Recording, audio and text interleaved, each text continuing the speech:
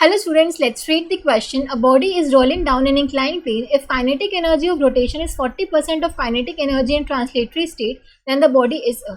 एक बॉडी हमारी incline plane पे रोल कर रही है, उसकी जो काइनेटिक एनर्जी है रोटेशन की, काइनेटिक एनर्जी ऑफ रोटेशन हमें क्या दे रखी है 40% of in kinetic energy in translatory state, मतलब 40% ऑफ ट्रांसलेशन काइनेटिक एनर्जी के इक्वल दे रखी है. तो काइनेटिक एनर्जी ऑफ रोटेशन क्या आ जाएगी 40/100 ऑफ ट्रांसलेशन काइनेटिक एनर्जी. तो ये आ जाएगा 2/5 kT.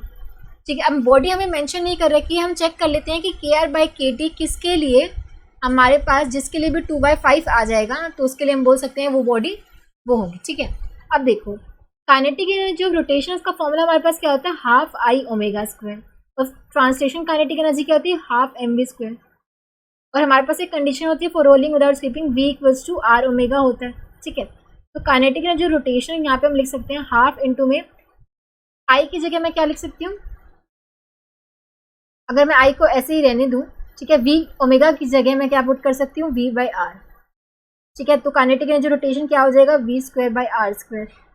ठीक है, और काइनेटिक एनर्जी ट्रांसलेशन तो ये है ही. KR/kT की अगर मैं वैल्यू निकालूँ, KR क्या है 12I V²/R² divide by 12mv². ठीक है, यहाँ से देखो V² मेरा कैंसिल हो जाएगा, ये आ जाएगा I/mr². ठीक है, सो KR/kT की वैल्यू कितनी आ गई I/mr². सो ये जो चार ऑप्शन दे रखे हैं इनके लिए मैं सबके लिए KR/kT की वैल्यू निकाल लेती हूँ, वो देख लूँगी जिसके लिए भी 2/5 होगा वही हमारी बॉडी होगी. ठीक है, अगर मैं फर्स्ट वाले के लिए बात करूँ रिंग के लिए, अब रिंग के लिए हमारे पास जो मोमेंट ऑफ इनर्शिया होता है रिंग के लिए क्या होता है mr². तो KR/kT की वैल्यू तो 1 ही हो जाएगी. फिर अगर मैं सिलेंडर के लिए बात करूँ, सॉलिड सिलेंडर के लिए हमारा जो मोमेंट ऑफ इनर्शिया होता है कितना होता है 12mr². ये आ जाएगा 12. उसके बाद मैं होलो बॉल के लिए बात करूँ, होलो बॉल बेसिकली होलो स्फीयर एक तरह से हो गया. होलो स्फीयर के लिए मैं बोल सकती हूँ मोमेंट ऑफ इनर्शिया कितना था 2/3mr². ठीक है, बॉल एक तरह से स्फीयर की शेप में होगी तो वो होलो स्फीयर हमारी, उसके मोमेंट ऑफ इनर्शिया क्या हो जाएगा 2/3mr². ये आ जाएगा 2/3.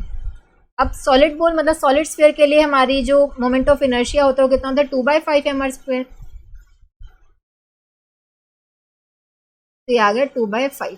तो KR/kT की वैल्यू 2/5 किसके लिए आई है सॉलिड बॉल के लिए. हम बोल सकते हैं option 4 will be the correct answer. इसके लिए जो हमारी काइनेटिक एनर्जी रोटेशन होगी 40% of kinetic energy in translatory state होगी. सो बॉडी हमारी क्या होगी solid ball. Option 4 will be the correct answer.